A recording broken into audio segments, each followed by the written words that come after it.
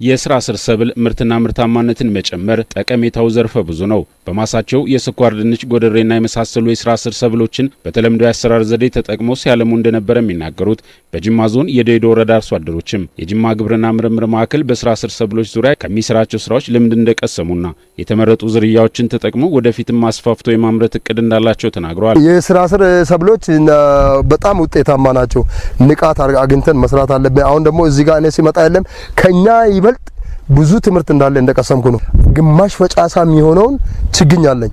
አሁን መሬቱን አርፋሳ ዝናብ ሲዘም ችግኞቹን አብዝቼ ወደ ፈጫሳ ብለውጥ ብዙ እንዳለ የለም ለሌላው ለአካባቢ ራሱ የለም ዝም ብሎ እንዳለ ለማይሰሩ ሰዎች ወደ ንቃት እንዳለ ሰዎቹ ወደ እኔ ተጠግቶ እኔ የሚሰራውን እያዩ የለም ሰፈሩም ራሱ ሰርቶ ከችግር እንዲወጣ በቃ አሁን በብዛት እንዳለ ወደፊት ወጣለሁ ብዬ እንዳለ አስባለሁ። የጅማ ግብርና ምርምር ማዕከል በሀገር ደረጃ ምርታማነታቸው በምርምር የተረጋገጡ የስራ ስር ሰብል ዝርያዎችን ከማሰራጨትና ከማስተዋወቅ ባሻገር የምግብ ስርዓት ውስጥ እንዲካተቱ አስቻይ ስራዎች እየተሰሩ መሆኑን በጅማ ግብርና ምርምር ማዕከል ከፍተኛ ተመራማሪ ዶክተር ቴድሮስ ሙላለም ገልጸዋል። የሀገር የምግብ ስርዓት እንግዲህ ጤፍ ላይ መሰረት ያደረገ ነው።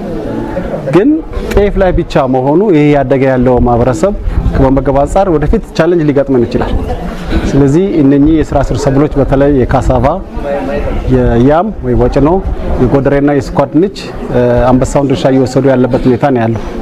ከሌሎች ከስንዴ ጋር ከበቆሎ ጋር ከጤፍ ጋር በመደባለቅ እነኚህን የተለያዩ አይነት የምግብ ዝግጅቶችን እየሰራን ያለበት ሁኔታ ነው ያለው። በተጨማሪም የምርምር ማዕከሉ ከከፍተኛ ትምህርት ተቋማት ጋር በመቀናጀት የስራ ስር ሰብሎች በዕለት ተዕለት አመጋገብ ስርዓት እንዲካተቱ ይሰራልን ብለዋል። የእውቀት ችግር ነው እየሰራን ያለ ነው። እናቶች አሉ፣ ከዚህ አካባቢ ወጣቶች አሉ፣ የግብርና ባለሙያዎች አሉ፣ ከየወረዳው ግብርና ባለሙያዎች አሉ። እነሱም እንግዲህ ተሞክሮ ወስደው በየሚሰሩበት መስሪያ ቤት እንግዲህ ያው የመሳገር ነው እንትን የሚሉትና ግብርና ምርምር ብቻውን የትም ሊደርስ አይችልም። እዚህ የዩኒቨርሲቲ ባለሙያዎች አሉ። እንግዲህ ወደፊት ደግሞ ያው ዩኒቨርሲቲዎችም ላይ እንደዚህ አይነት ነገር ለመስራት እንፈልጋለን። ምክንያቱም ከዩኒቨርሲቲ ከተለያየ ሀገሪቱ ክፍሎች ነው የሚመጡት። ራሳቸው ተማሪዎቹ እየሰሩ ወደሚሄዱበት አካባቢ ደግሞ የቴክኖሎጂ ተደራሽ እንዲያደርጉ ያው እቅድ እየዘን ያለ ነው ማለት ነው። የስራ ስር ሰብል ከጊዜ ወደ ጊዜ እየጨመረ የመጣውን የህዝብ ቁጥር በሚገባ የሚመግብ በመሆኑ በቂ ትኩረት ሊሰጠው እንደሚገባና ምርታማነቱን ለመጨመር በሀገር ደረጃ በፖሊሲ የተደገፈ ስራ መስራት እንደሚያሻም በጅማ ዩኒቨርሲቲ ግብርናና እንስሳት ሕክምና ኮሌጅ ተመራማሪ ዶክተር ወሰኔ ገብረስላሴ አመላክቷል። አንደኛ ከፉድ ሴኩሪቲ አንጻር በጣም ብዙ ምርት ይገኝባቸዋል። በዩኒት ኤሪያ ኒውትሪሽናሊም አብዛኞች ሲሪያል ክሮፕስ ከሚባሉት የተሻሉ ናቸው። ፕላስ ደግሞ ኢቭን በምግብ አዘገጃጀትም ስናይ እንደ መበያም ይጠቀማቸዋል። እንደ መበያም እንደ ዳቦም እንደ እንጀራ ፕላስ ኢቭን እንደ ወጥ እየተደረጉ በዛ ላይ ደግሞ በጣም ዳይቨርስ ናቸው።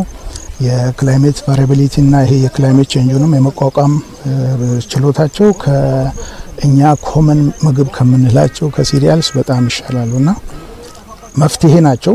ሎካል ህዝቡ ያውቃቸዋል። አሁን ይሄ ሎካል ህዝብ የሚያውቀውን ነገር ወደ ከተማው አምጥቶ የከተማው ህዝብ የሚጠቀምበትንና የዚህ የምግብ ችግር የሚፈታበትን መንግስት የሆነ ፖሊሲ አቅጣጫ ማስቀመጥ አለበት። የአካባቢው አርሶ አደሮችና ከተለያዩ የሀገሪቱ ክፍል የምርምር ማዕከላትና ከፍተኛ ትምህርት ተቋማት የተውጣጡ ተመራማሪዎች በጅማ ግብርና ምርምር ማዕከል በሆርቲካልቸር ምርምር ዘርፍ የተሰሩ የስራ ስር ሰብል የምርምር ስራዎችን ተመልክቷል። ማህበረሰቡ በተወሰነ ሰብሎች ላይ ያለው የምግብ ጥገኝነትን በማላቀቅ ወደ ስራ ስር ሰብሎች ፊቱን ማዞር እንዳለበትም ተነስቷል። እኔ ከዚህ በፊት ዌስት አፍሪካ ሀገሮች ላይ በአብዛኛው አይቻለሁ። የስራ ስር ምግቦችን ተመግቤያለሁ።